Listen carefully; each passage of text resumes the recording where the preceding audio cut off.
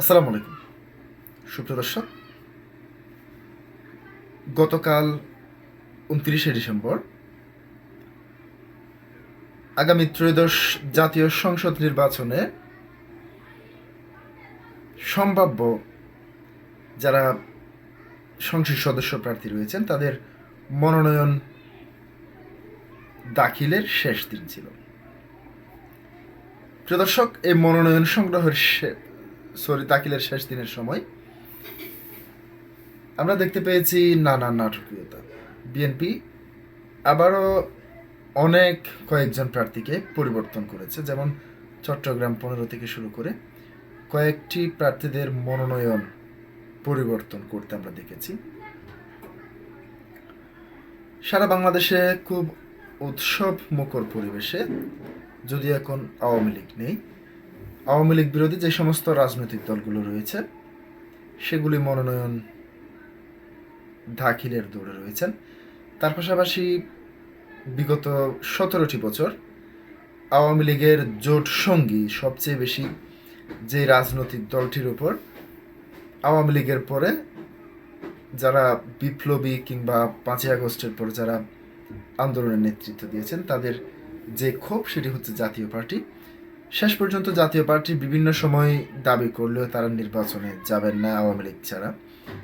তবুও আমরা দেখতে পেয়েছি আওয়ামী লীগ ছাড়া তারা আবার নির্বাচনে অংশগ্রহণ করছেন। এ গেল এক বিষয়। তার পাশাপাশি আমরা দেখতে পেয়েছি বিভিন্ন নির্বাচনী এলাকায়, বিশেষ করে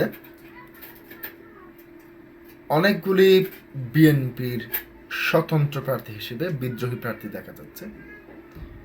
এগুলি বিএনপির জন্য কতটুকু ঝুঁকিপূর্ণ হতে পারে সেটি আপনারা অবশ্যই বলতেই পারেন। আমরা দেখেছি বিগত দিনগুলিতে, বিগত আওয়ামী লীগ সরকারের সময়ে এ ধরনের স্বতন্ত্র প্রার্থী, অর্থাৎ যে দল ক্ষমতায় থাকে সেই দলের অনেক নেতাকর্মীরাই, সেটা এমপি ইলেকশন বলেন কিংবা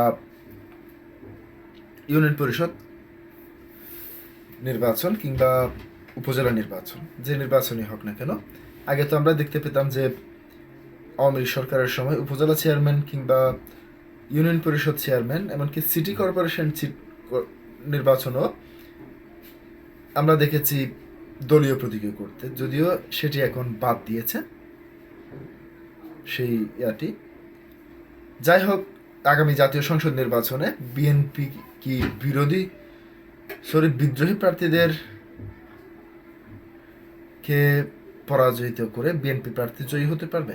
আমরা অনেক জায়গায় দেখেছি যে বিদ্রোহী প্রার্থীর চেয়ে বিএনপির যে যাকে প্রার্থী করেছেন তার চেয়ে এলাকায় বিদ্রোহী প্রার্থীর জনপ্রিয়তা বেশি। এ ধরনের বিভিন্ন আসনও আমরা দেখতে পেয়েছি। যাই হোক, আজকে আমি সে বিষয়ে আলোচনা করব না। আজকে আমি যে বিষয়টি নিয়ে আলোচনা করব সেটি হচ্ছে আঙ্গুলের ছাপ নিয়ে খালেদা জিয়ার মনোনয়ন দাখিল। প্রিয় দর্শক, আপনারা জানেন বেগম খালেদা জিয়া ইতিমধ্যেই খুবই অসুস্থ। তিনি এবার কেয়ার হাসপাতালে নিবিড় পর্যবেক্ষণ যন্ত্রের মাধ্যমে, অর্থাৎ আইসিইউ বলেন, সিসিইউ বলেন, এই ধরনের একটি সিসিইউ সাপোর্টে রয়েছেন যতটুকু জানি। এমন পরিস্থিতিতে একজন গুরুতর অসুস্থ মৃত পথযাত্রী রোগীকে দিয়েও নির্বাচন করানো কতটুকু বিএনপির জন্য ভালো ইফেক্ট আনবে সেটি দেখার বিষয়। তো এ বিষয়ে প্রথম আলো যে দৈনিক যুগান্তর যে নিউজটি করেছে সেটি আপনাদের সামনে আমি একটু তুলে ধরছি।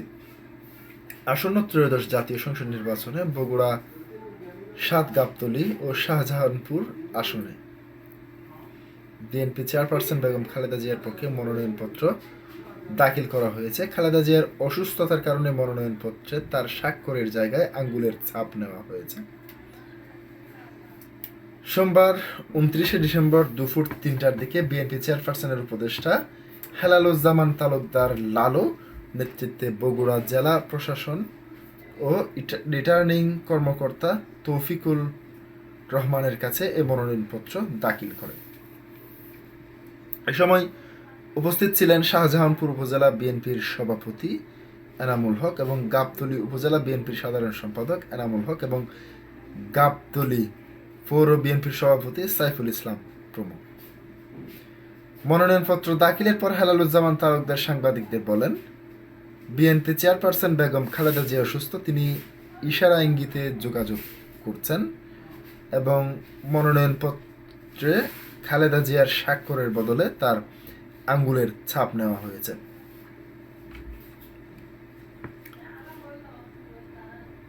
বগুড়া গাবতলীতে বিএনপির প্রতিষ্ঠাতা ও সাবেক রাষ্ট্রপতি জিয়াউর রহমানের বাড়ি। 1991 সালের জাতীয় সংসদ নির্বাচনে খালেদা জিয়া প্রথমবারের মতো বগুড়া 7 আসনে বিএনপির প্রার্থী হয়ে জয়ী হন। তবে জয়ের পর প্রতিবারই খালেদা জিয়ার আসনটি ছেড়ে দিলেও উপনির্বাচন হয়। 3টি উপনির্বাচনে জয়ী হন খালেদা জিয়ার উপদেষ্টা হেলালুজ্জামান তালুকদার এবং 2008 সালের উপনির্বাচনে দলের স্থায়ী কমিটির প্রয়াত সদস্য মওদুদ আহমেদ বিজয়ী হন। খালেদা জিয়ার সূত্র বলছে, আগামী নির্বাচনে এ আসনে বিএনপি চেয়ারপারসন খালেদা জিয়ার পক্ষে মনোনয়নপত্র দাখিল করা হলেও একই আসন থেকে মনোনয়নপত্র দাখিল করেছেন গাবতলী উপজেলা বিএনপির সভাপতি ও উপজেলা পরিষদের সাবেক চেয়ারম্যান মোর্শেদ মিল্টন। এ বিষয়ে মোর্শেদ মিল্টন বলেছেন, দলের হাইকমান্ডের সিদ্ধান্তেই চেয়ারপারসনের আসনে মনোনয়ন দাখিল করেছি এবং মনোনয়নপত্র প্রত্যাহারের নির্ধারিত সময়ে এ বিষয়ে হাইকমান্ড চূড়ান্ত সিদ্ধান্ত নেবে। প্রিয় দর্শক, আজকে এই পর্যন্তই। আসসালামু আলাইকুম ওয়া রাহমাতুল্লাহ।